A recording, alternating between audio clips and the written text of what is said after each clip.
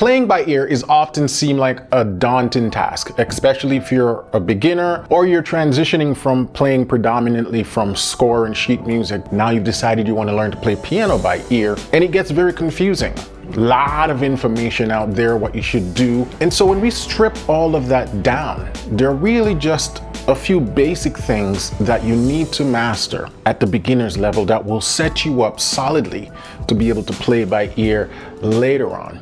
And a lot of it involves the ability to be able to follow the bass note. So today we're going to talk about the steps you need to take and practice regularly to develop the skill of playing by ear. It's not as complicated as it may seem. You just require a few action steps taken on a regular, and in no time, you'll start being able to play any song by ear. Welcome back to the channel, folks. My name is Warren McPherson. If you're new to the channel, this is where we learn how to play piano by ear, gospel piano, chords theory, and everything. So be sure to hit the subscribe button and the notification bell so you can stay up to date with new videos. Today we're going to be talking about how does one learn to play by ear. If you're new to this skill or you're new to developing this skill, what should be the things that you need to focus on? Because there are a lot of things out there to learn, but not all of them is going to be relevant, especially at the more beginner stage. So let's talk about what you need to work on starting today.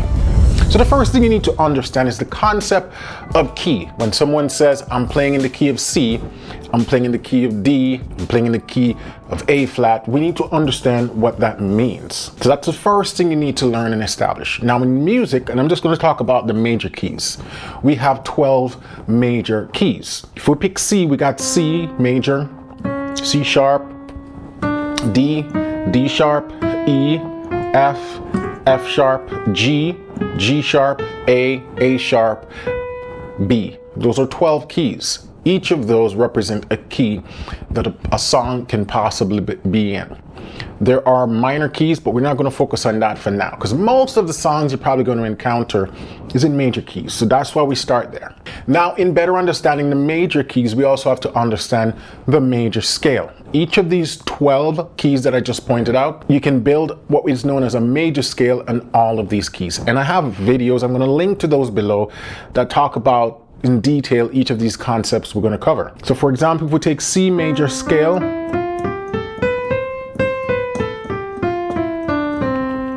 all the white keys, C major scale. What's the purpose of a major scale? All the chords that we're going to need for a particular song is going to derive from the scale or from the key we're playing in. So if I'm playing in the key of C major, the chords that I'll need to play the song in C major will come from the scale or the white keys. Once you have a better understanding of your major scales, now you want to get a better understanding of the chords that exist within that particular key. So if we go back to C major, we start building chords. And how we build chords is by skipping every other note within the key. And we get a chord.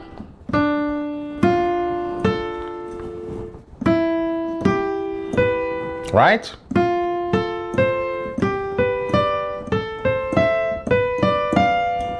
So those are all the chords belonging to the key of C. Now each of these chords have a different, what we call quality, right? You notice they sound differently. That's the quality of the chord. So we have major chords, minor chords, diminished chord, augmented chord, and suspension chord. But the two most important ones we need to focus on is major and minor. Now the good news is there's a formula for this, so whatever key you're in, you can easily rely on this formula. The 1 chord, the 4 chord, and the 5 chord are always going to be major chord.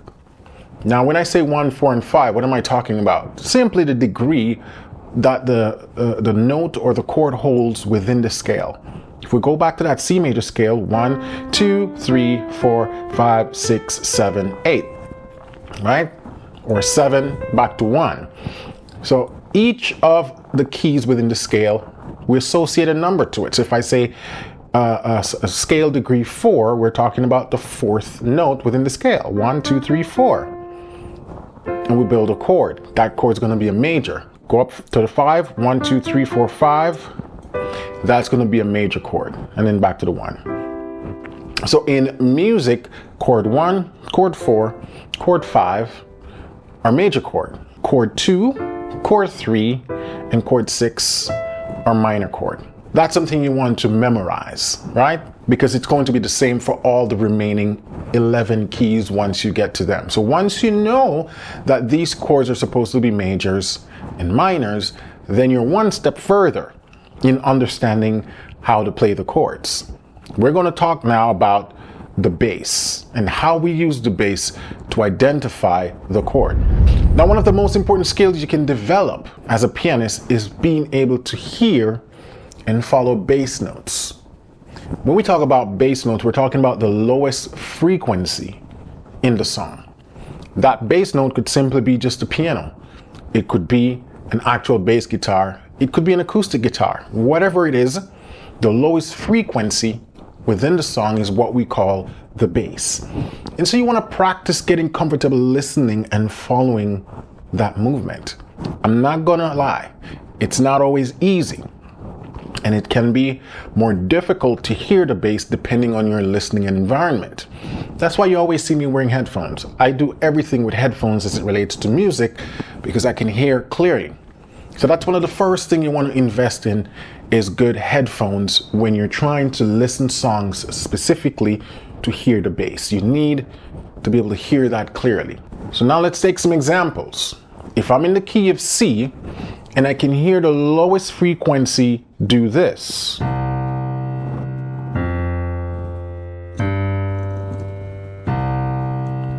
All I need to be able to do is to hear that, see if I can pick that out on the piano, and then match chords to that. So we go. Dum, dum, dum, dum. Once I can establish on the piano that that's what I heard, now we're going to match the right hand to it. That's what we call the chord. So we're literally, I play the C here, I play a C chord here, I play a F here, play a F chord here, I play a G here, I play a G here. So now we put it together.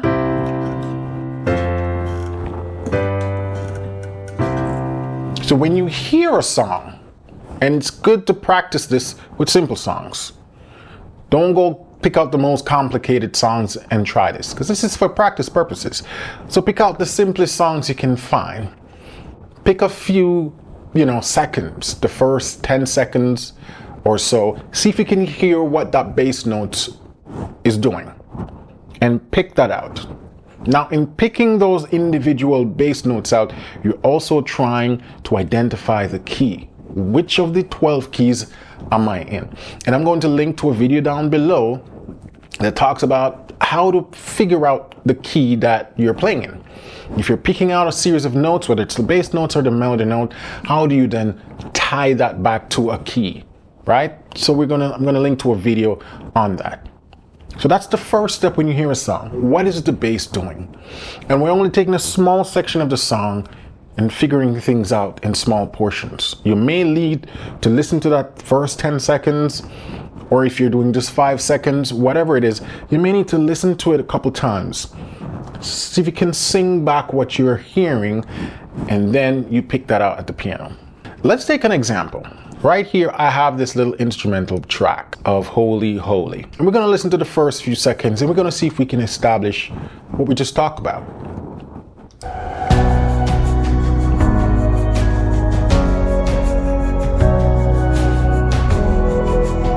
So that's the first 8 seconds right there.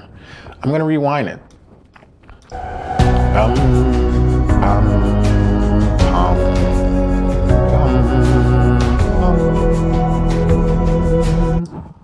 So I'm listening and I'm singing what I'm hearing as the bass notes. Let's do it again.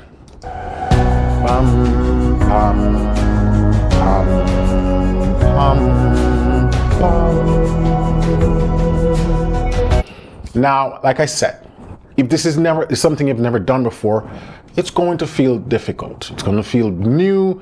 You're going to have a lot of uncertainties. Am I singing the right note? Am I not? It's completely fine. This is something you have to practice. This is something I've been practicing for 20 years. So that's why I can hear it one time and sing it back, right? So don't feel bad if when you start practicing this, you're not quite sure, or you're singing a different frequency. And that's why I recommend, again, start with the simplest songs you can find, right? You got to allow yourself time to adjust to listening and singing low frequencies. So what I hear, that's the first note. I'm going to try to find it on the piano.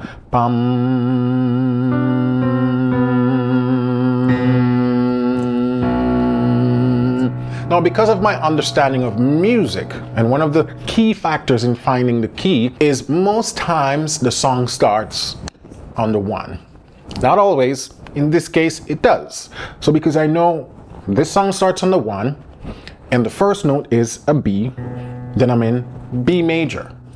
So what's the next step? Establish the notes of B major. So that's the B major scale. So then I know the chords for the B major scale should be this: B major to 1, C sharp minor to 2, D sharp minor to 3, E major to 4, F sharp major to 5, G sharp minor to 6, A sharp diminished to 7.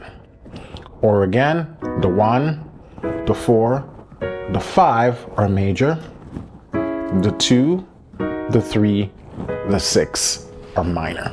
So now let's go back and see if we can pick out these phrases again. So we have bum, bum, bum, bum, bum. So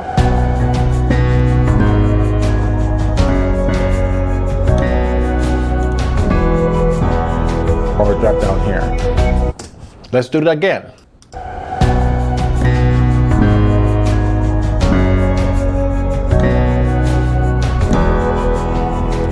So that's the first 8 seconds of the song.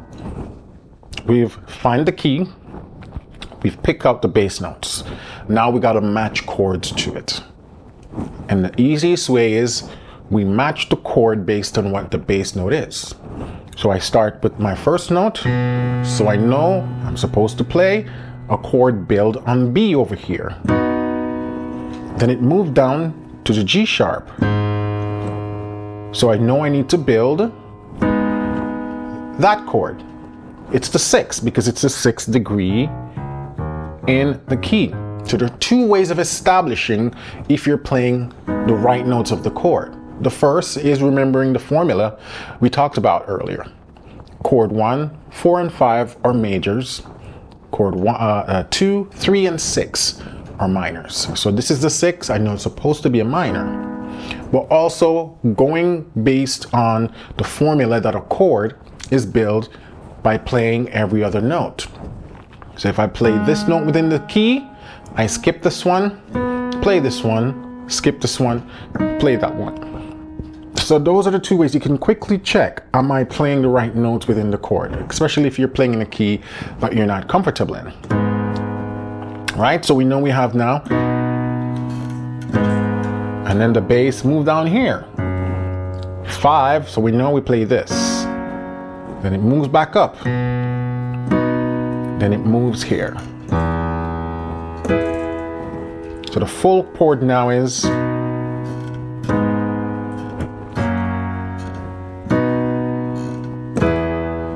let's see if we're correct.